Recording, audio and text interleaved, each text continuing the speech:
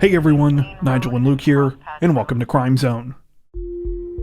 As hard as it is to believe, it's already October, and if you've been tuning into the channel for a while now, you know that can only mean one thing. It's time for another edition of Dumbest Criminals, our quarterly recurring series where we take a look at some of the dumbest criminals in crime stories that we've covered so far in a given year on Crimes of the Week. One thing to keep in mind is that these segments have not been edited since they appeared in their respective lists, so minor details and things like specific charges may have been updated since we first covered them on Crimes of the Week.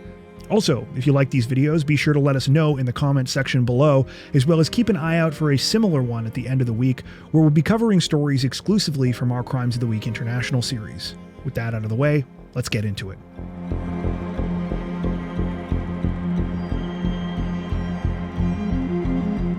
Police in California say what started out as a Saturday morning wait in line for Pokemon cards turned into a violent attack last week, one that left a man hospitalized and 2 under arrest. The whole thing went down on July 5th outside a GameStop on Junipero Serra Boulevard in the town of Colma. According to prosecutors, 49-year-old Miguel Orianas Flores showed up early that morning and was first in line at the store for the release of a new Pokemon card set.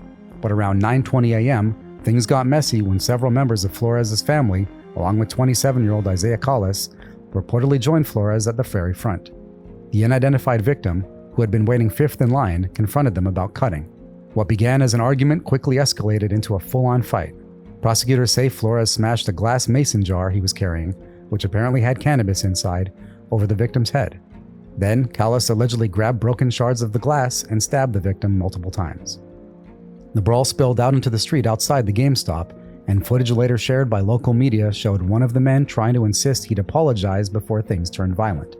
When officers arrived a few minutes later, they found the victim suffering from several stab wounds and lacerations to the head. Police say they immediately gave medical aid before rushing the victim to a nearby hospital with life-threatening injuries. Thankfully, his condition was later upgraded to stable. Before officers could arrest anyone, both suspects fled in separate cars, a Honda and a Toyota. But it didn't take authorities long to track them down. Colma police located the Honda in the area of Junipero Serra Boulevard and Serramonte Boulevard, while nearby Daly City Police found the Toyota parked at Gellert Park. Both Flores and Allis were taken into custody. In court on Tuesday, July 8th, Flores and Allis pled not guilty to charges including assault with a deadly weapon, assault causing great bodily injury, battery with serious bodily injury, and conspiracy to commit a crime. Both remain in custody for now, with bail set at $25,000 for Allis and $10,000 for Flores. They're scheduled to appear in court again for a preliminary hearing on August 13th. At the time of this recording, police say the victim is recovering, and the investigation into the violent clash over the Pokemon cards is still ongoing.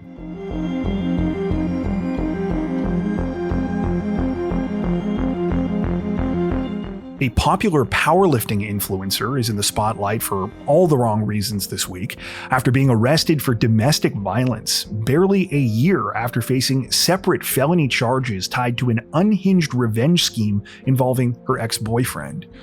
Miami police say 33-year-old Stephanie Cohen Magarici, better known online as Steffi Cohen, was arrested on July 2nd and charged with misdemeanor battery. According to a police affidavit, the incident began during a heated argument between Cohen and her live-in boyfriend. Things allegedly escalated when the boyfriend tried to leave after realizing Cohen had been recording their conversation on her laptop. At that point, Cohen is said to have accused the man of stealing her phone after seeing him grab his own and put it in his pocket. The victim told police that Cohen then began scratching him and even tore his pants pocket during the struggle. When officers arrived, they reported seeing multiple scratches on the man's forehead, face, neck, chest, and stomach. Cohen, for her part, told police the victim had punched her in the right eye and scratched her face, but an examination reportedly showed she only had a single visible scratch on one of her biceps. It's the latest legal trouble for Cohen, who has over 1 million followers on Instagram, where she often posts powerlifting and boxing content under the name Dr. Steffi Cohen. Born in Venezuela, she's a 25-time world record-breaking powerlifter and once held all-time world records for the squat, total, and deadlift in the 123-pound weight class. She also has a professional boxing record of 4-1-1. But in 2024, Cohen was arrested after being accused of hacking into her ex-boyfriend's laptop back in March of 2022. Prosecutors say she guessed his iCloud password, found nude photos of his new girlfriend, and shared them in a group chat that included the woman herself, allegedly telling the victim she was doing it, quote, with the purpose of exposing and humiliating her. Cohen was charged with felony unauthorized computer access, misdemeanor sexual cyber harassment, criminal mischief, and resisting arrest without violence. During that arrest, police say she tried to get away by walking quickly back toward her home and even hooked her leg around an officer, sweeping him off his feet before eventually being handcuffed. At the time, she claimed on social media that she had been falsely accused by a vengeful ex. Cohen is still facing a trial on the earlier charges, with a hearing already set for August. Meanwhile, it isn't clear if she's entered a plea or retained an attorney in connection to this month's domestic violence arrest. Her Instagram account is now set to private. At the time of this recording, Cohen remains free pending further court proceedings, but prosecutors say the case is still very much active.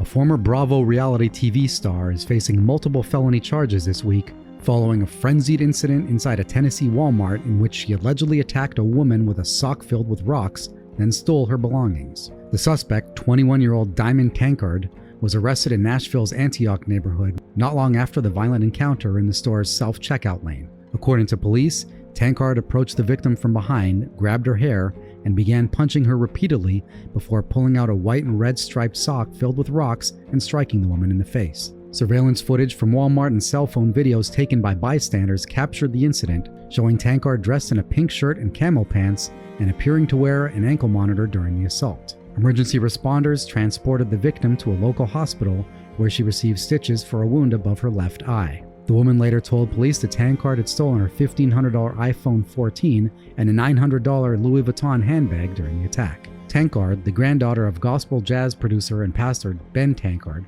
was known for her role on the Bravo series Thicker Than Water, which aired from 2013 to 2016. She appeared on all 27 episodes of the show during her childhood. Following the Walmart incident, she was arrested and booked into the Davidson County Jail on charges of aggravated assault with a deadly weapon and theft of property. She was released on a $25,000 bond and is scheduled to appear in court on August 22nd. Authorities say it's unclear what led to the assault, but as you may have guessed from the ankle monitor, this is not Tankard's first brush with the law. At the time of this week's incident, the 21-year-old was already known to law enforcement for a separate high-profile case. In December of 2024, she was charged with attempted first-degree murder after allegedly hitting a woman with her Range Rover following an altercation outside a bar. That incident left the victim critically injured, and Tankard was also charged with leaving the scene and failing to render aid. She was later released on a $1 million bond for that case. Currently, the investigation into the Walmart sock attack remains ongoing.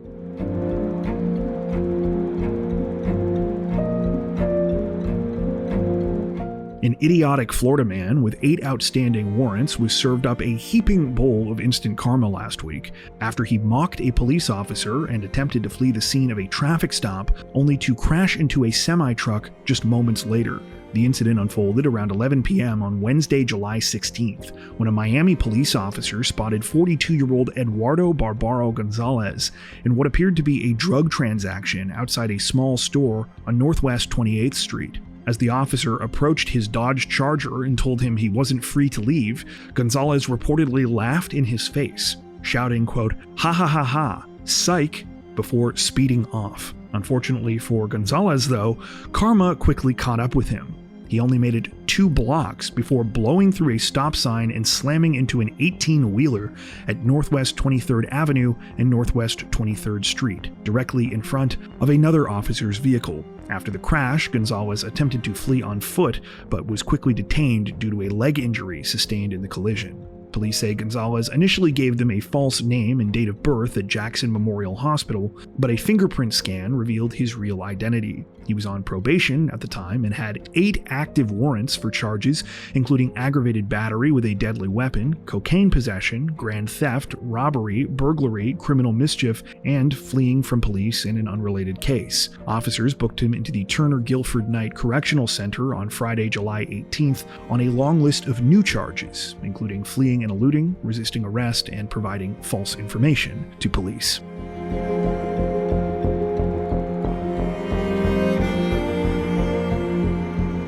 A A 41-year-old Florida man really put the entertainment in Charles Entertainment cheese this week after he was arrested on fraud charges while dressed as the mascot of the eponymous children's pizza franchise. The whole thing unfolded on the evening of July 23rd when the suspect, Jermel J. Jones, was at work at the Chuck E. Cheese location in question on the 2800 block of Scherer Road in Tallahassee. Unbeknownst to him, though, police were preparing to bust him in connection with some recent credit card fraud charges. According to reports, Jones was recently accused of the crime after a woman discovered fraudulent charges on her account. The last place she'd used the card was during a child's birthday party at that same Chuck E. Cheese, and surveillance footage was used to connect Jones to the crime. Apparently, this wasn't the first time either. Police also linked him to a separate fraud case from less than 6 months earlier.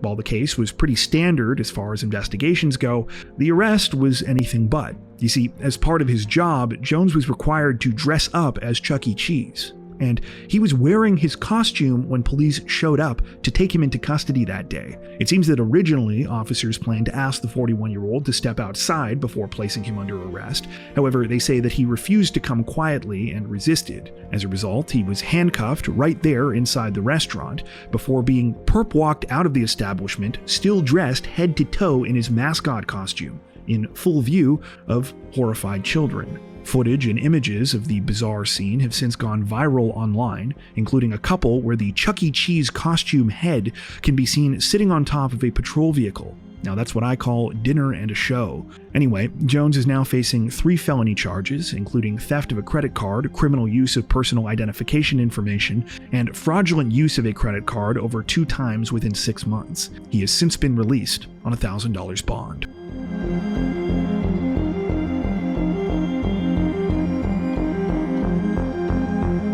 A Wisconsin man has admitted to a bizarre and disturbing crime this week after he was caught on hidden camera contaminating his female co-worker's drink with Gorilla Glue. According to prosecutors, the case unfolded earlier this year inside an office at the Wisconsin Exposition Center, a state-owned exhibit hall in the Milwaukee suburb of West Allis. That's where 35-year-old Joseph Ross and the 36-year-old victim shared a workspace. The woman told police that she began to suspect something was wrong with her drinks after repeatedly noticing a strong chemical taste and smell. On at least one occasion, she even became sick after drinking from a can of Coca-Cola left on her desk. Convinced someone was tampering with her beverages, she decided to take matters into her own hands. On March 20th, she hid a surveillance camera beneath her computer monitor. And sure enough, within just 30 minutes of setting it up, the camera captured damning footage. The video showed Ross slipping on a pair of latex gloves before squeezing drops of Gorilla Super Glue into the victim's can of Coke. Unaware that he had been caught, Ross later told investigators he had only placed a supplement in the drink. But when police searched a trash container near his office, they found the used gloves, wadded up with the glue bottle and its cap still inside. Ross was arrested and eventually charged with a felony count of placing foreign objects in edibles. This week, he pleaded guilty in a Milwaukee courtroom as part of a negotiated deal with prosecutors.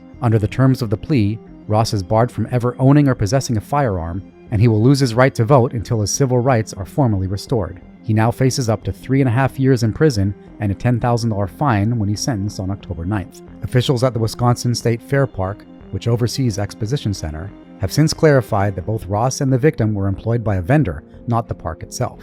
Still, Ross has been issued a formal no trespass order from the facility. As for the motive behind the strange crime, authorities say that remains unclear.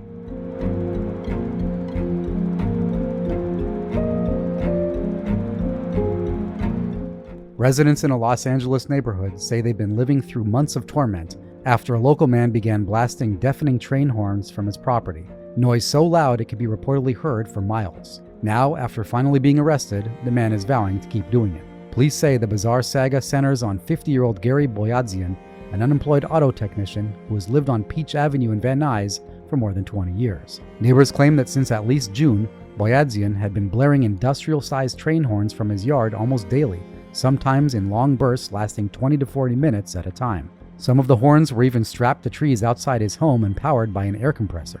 One neighbor, Robert Donovan, described the horns as having a reach of 3.5 miles, loud enough to rattle windows across the neighborhood. On Wednesday, August 13th, LAPD officers responded to yet another round of complaints. At first, Boyadzian had actually answered the door and spoke calmly with police, insisting the horns were a cry for help and claiming that he had been wronged in a legal case that cost him his job.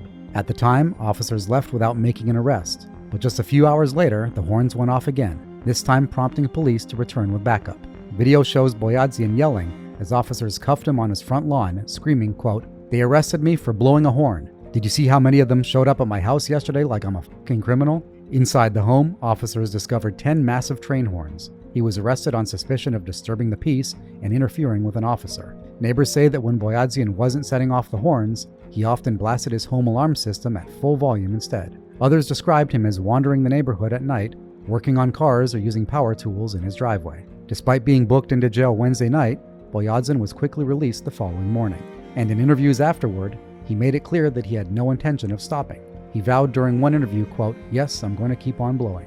Neighbors, meanwhile, say they're more worried about the 50-year-old's mental health than anything else. Clara Espinoza, who has lived in the neighborhood for 24 years, admitted she only recently realized where the noise was coming from, telling reporters, quote, "Oh, it's Gary's house." Others described him as a good guy doing bad things. City Council member Imelda Padilla's office has since promised to work with police to restore peace and order to the block and to make sure Boyadzian is also offered help.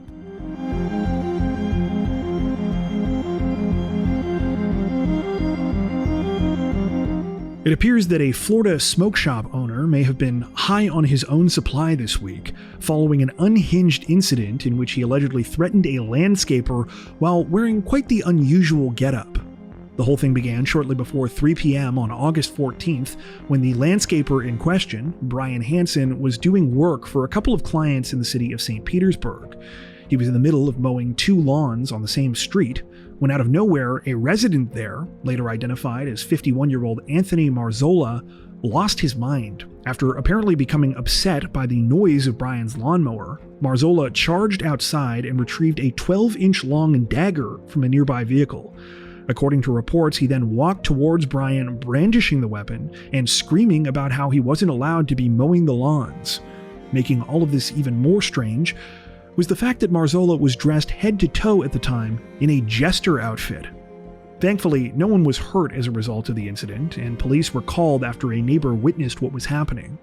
Marzola was taken into custody, still wearing his jester costume.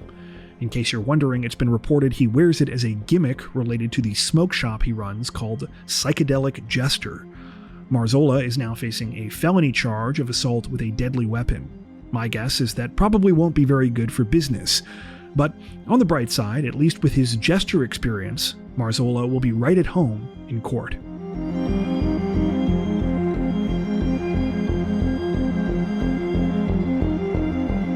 A woman's grinning mugshot went viral online this week after she was recently arrested for allegedly causing more than $12,000 worth of damage to her ex-boyfriend's car during a 2-week vandalism spree. Police say 31-year-old Stephanie Carlquist poured salt into the car's engine, dumped glitter into the air vents, slashed a tire, cracked both the rearview mirror and windshield, and smashed the vehicle's radio screen. The damage, which occurred between July 6th and July 20th, was so severe that a Goodyear repair shop later declared the car totaled, estimating losses at over $12,400. Carlquist was taken into custody and charged with first-degree felony criminal mischief. She posted $12,000 bail and was released pending her arraignment, but her smiling mugshot taken at the Madison County Detention Center has since spread widely on social media. Court records show Carlquist admitted to some of the vandalism in both emails and text messages. In one message to her ex-boyfriend's mother, who co-owned the car, she wrote, quote, "The only thing I did was put glitter in the air vents and hurt the windshield. He was overdue for oil and motor and everything else. Oh, and the tire." She also offered to give her ex-boyfriend her own car to make up for the damage. Carlquist, who was pregnant, reportedly told investigators that she was, quote, "stressed out at the time." Police say she even confessed to the tow truck driver who hauled away the car, telling him directly that she was responsible. The 31-year-old's father also attempted to intervene, sending a message to her ex suggesting they, quote, "come to a better solution than Stephanie taking a felony charge so nobody gets hurt anymore." Despite those attempts, prosecutors moved forward with the case, and Carlquist now faces a felony charge that could carry serious consequences.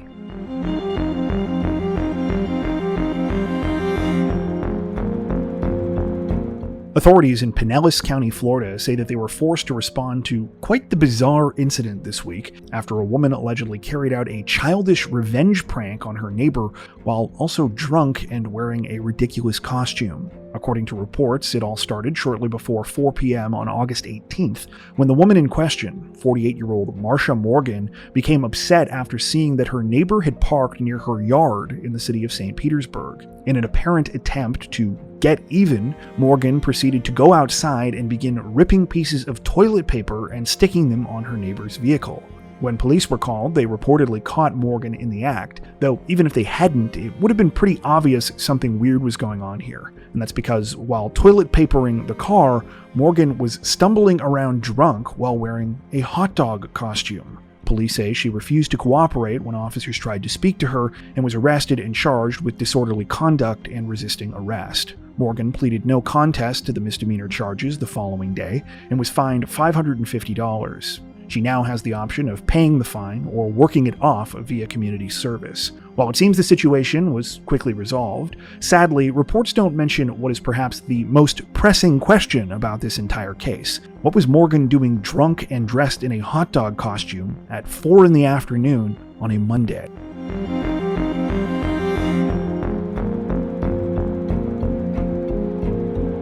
A 61-year-old Florida man has been arrested in connection with an equally cruel and petty crime this week after he allegedly used his home's sprinkler system to spray students with disabilities for more than a year as they waited at their bus stop. Authorities say Antonio Roman first began targeting the victims in August of 2024, activating his sprinklers twice a day when the school bus arrived and shutting them off once it departed. Investigators believe Roman monitored the stop with surveillance cameras and deliberately aimed the water at the students, who both have genetic disorders and cognitive impairments. One of the victims is a 17-year-old with Prader-Willi syndrome, while the other is a 22-year-old with autism and Rubinstein-Taybi syndrome. Their father, who uses a prosthetic leg, reportedly began wearing swimwear to shield his children from the water. The family told police Roman's harassment was relentless, estimating the students had been sprayed as many as 400 times. They also accused him of trying to get their bus stop relocated before retaliating when his requests were denied. According to an arrest warrant, Roman admitted he was unhappy with the bus stop being near his driveway, particularly because it required space for a wheelchair ramp. Investigators also discovered he had repeatedly called authorities, more than 70 times since June of 2023, often filing complaints against the very family he was accused of tormenting. Corporal Kyle Ferguson of the Marion County Sheriff's Office confirmed that Roman's sprinklers were aimed directly at the bus stop.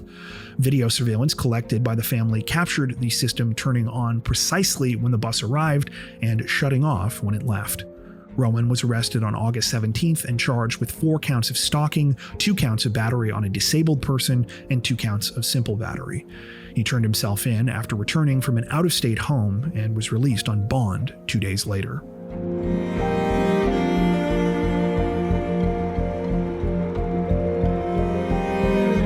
It's often said that taking the stairs is good for your health.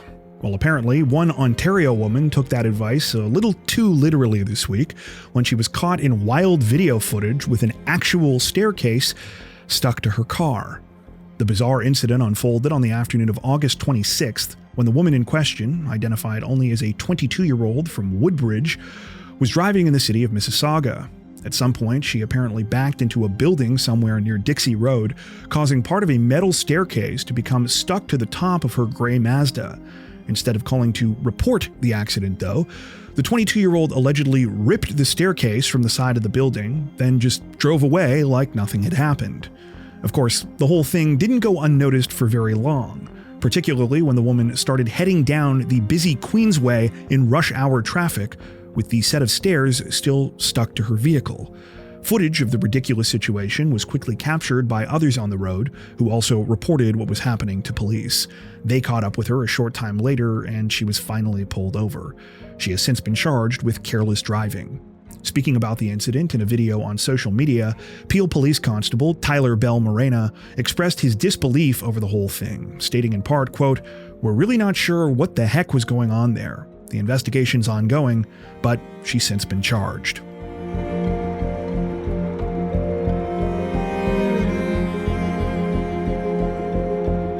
An infamous California man who has repeatedly been accused of disturbing behavior is back behind bars this week after he was allegedly caught in the act once again at a Walgreens store in Burbank.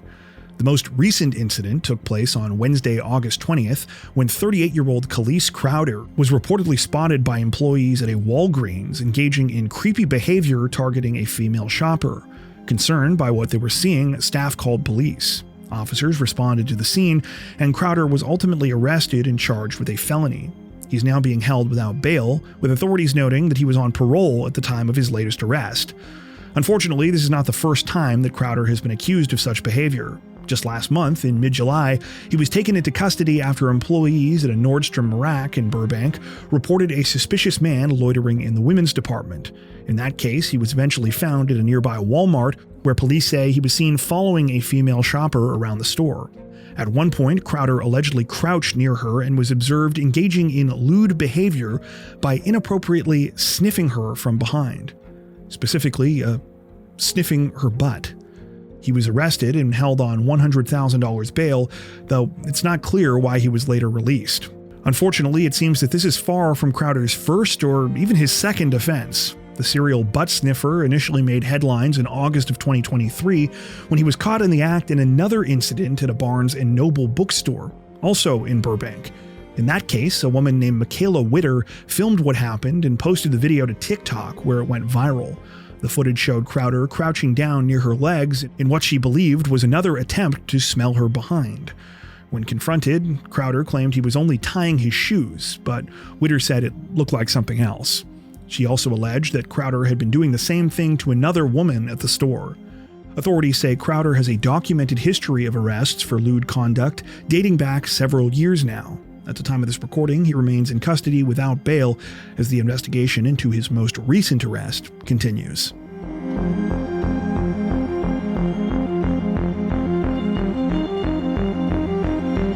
A Florida man went apparently what you might call barking mad last week during a bizarre incident in which he allegedly strangled a juvenile boy while wearing an inflatable dog costume.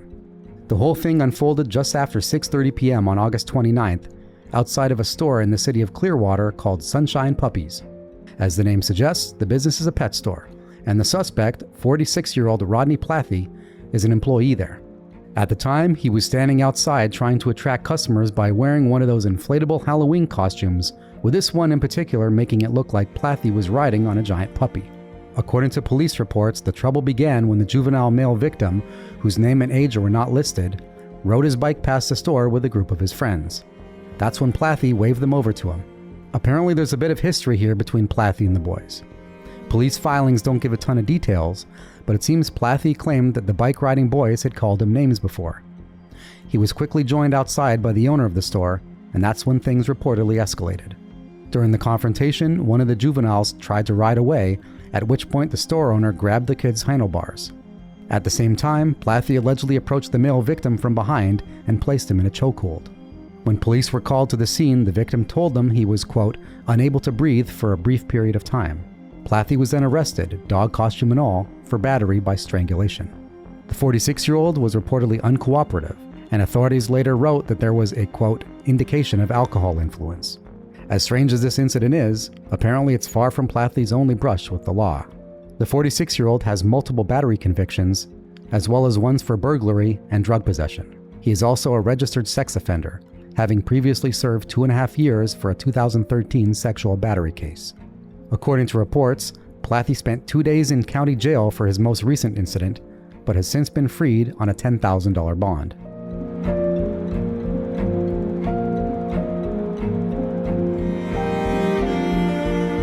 Police in Florida say a cameraman currently touring with pop star Benson Boone was arrested this week after he allegedly relieved himself on hundreds of dollars worth of clothing inside a beachside store. The bizarre incident took place on the afternoon of Thursday, September 11th, when 39-year-old Tyler Capehart entered the Surf Style shop in Clearwater. According to investigators, Capehart walked upstairs to the store's second floor, where employees monitoring security cameras noticed him lingering between racks of clothing for an extended period of time. After Capehart eventually walked away, a manager went to check the area and discovered that both the clothing and the floor were covered in urine. Police later confirmed that about $700 worth of merchandise had been ruined and could no longer be sold. When officers confronted Capehart, they said he appeared intoxicated. He reportedly admitted to having consumed alcohol and smoking marijuana earlier in the day, but claimed he had no recollection of urinating on the clothing or the floor inside the store. Capehart was arrested and charged with criminal mischief and disorderly intoxication. Both charges are misdemeanors. He was booked into the county jail before posting a $650 bond. He was released the following morning, just one day before Benson Boone's American Heart World Tour was scheduled to stop in nearby Tampa. Although Capehart's arrest report listed his employer as Benson Boone, it appears he actually works as a camera operator for the company responsible for producing Boone's in-concert video displays. His name has appeared in the credits that roll at the conclusion of the singer's shows, though. At the time of this recording, Capehart remains charged in connection with the strange incident, though he is no longer in custody.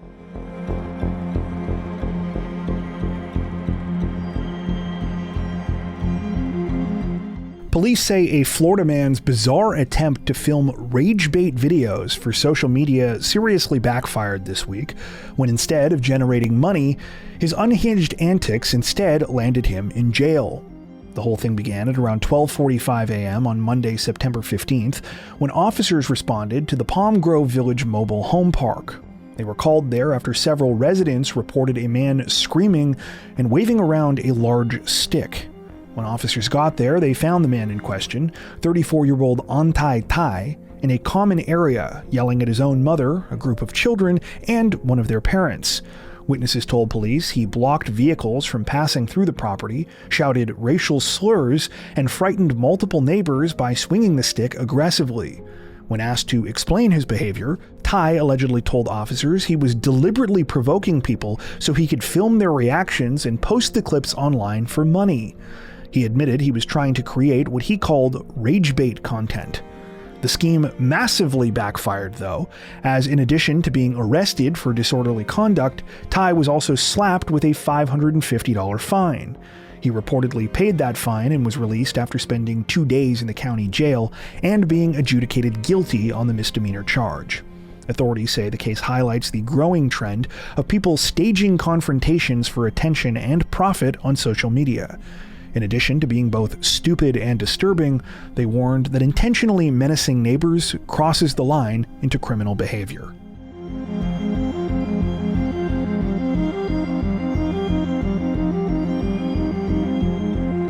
A South Carolina teaching assistant has been arrested in connection with an equally strange and senseless crime this week, after authorities say he reportedly dispersed a foul-smelling spray at the high school where he worked, causing disruptions, health concerns, and tens of thousands of dollars in damages. According to the Florence County Sheriff's Office, 32-year-old Alexander Lewis, a teaching assistant at West Florence High School, repeatedly sprayed a chemical purchased online that was designed to mimic the odor of feces. Officials say the incidents occurred multiple times between August 25th and September 19th of this year, before Lewis was finally arrested. Police say Lewis's actions created chaos throughout the school. Students and staff complained of nausea, dizziness, and breathing problems. Some children even required medical attention after inhaling the odor, while parents reported that their kids stayed home from school to avoid exposure. One student told local outlets, quote, "Every time I go to my second block class, I walk up the stairwell and immediately, teachers are covering their noses and their mouths, coughing because of the smell. I got physically sick the other day because of the smell. I feel like I'm going to pass out because I get so lightheaded and so dizzy."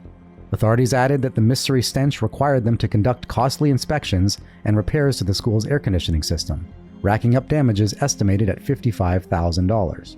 Lewis was taken into custody on September 19th and charged with disturbing schools and malicious injury to property. He is currently being held at the Florence County Detention Center while awaiting a bond hearing. The investigation remains ongoing, and officials say additional charges could follow.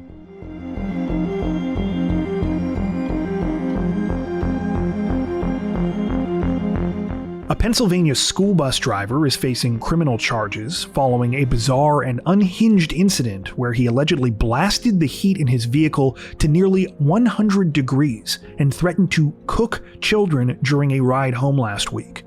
Police in Sugarcreek, about 90 miles north of Pittsburgh, say multiple complaints were received on Wednesday, September 17th from parents whose children stepped off the bus, quote, crying and extremely sweaty. The driver, identified as 75-year-old Harvey Sliker, allegedly forced the children, ages 5 to 12, to close the bus windows during the ride before cranking the heater on high as a form of punishment. Investigators estimate the temperatures inside reached between 95 and 100 degrees. According to police, Sliker told the children, quote, "I'm going to cook you all," and warned that he planned to bring a paddle the next day to beat them.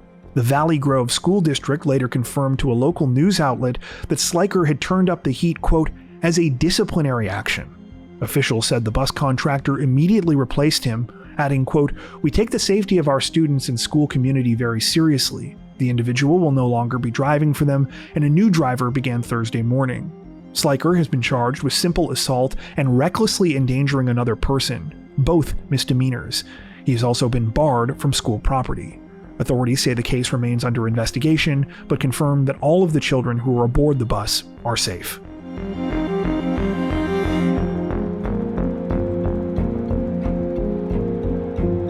Authorities in Pinellas County, Florida say that a 48-year-old woman has been arrested this week following an alleged battery with an unlikely weapon, a can of silly string. The case began just before 10 p.m. on Thursday, September 18th, when officers were called to the OCC Roadhouse Bar in the city of Clearwater. There, they found 33-year-old Jesse Hammock suffering from a laceration to his forehead. According to an arrest affidavit filed by the Pinellas County Police, Jesse had been confronted by 48-year-old Crystal Watts inside the venue.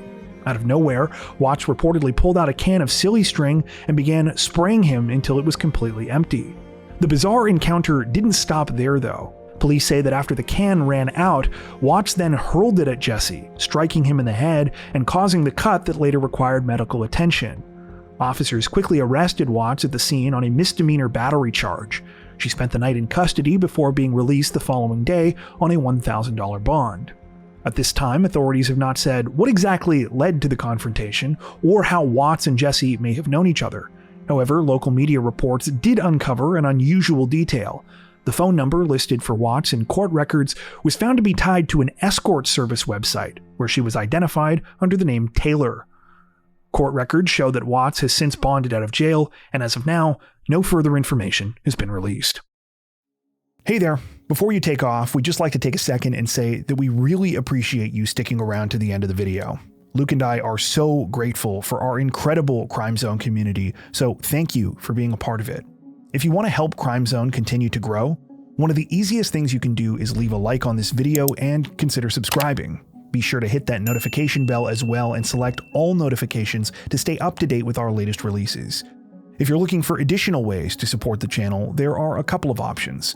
We've got a thriving community over on Patreon, where you can get ad-free and early access to all of our content, as well as 4 additional stories per week for each of our Crimes of the Week and Crimes of the Week International videos. Head over to patreon.com/crimezone to learn more and to meet some of the awesome people whose names are currently on screen. If that isn't your thing, we've also now launched channel memberships so you can join directly here on YouTube.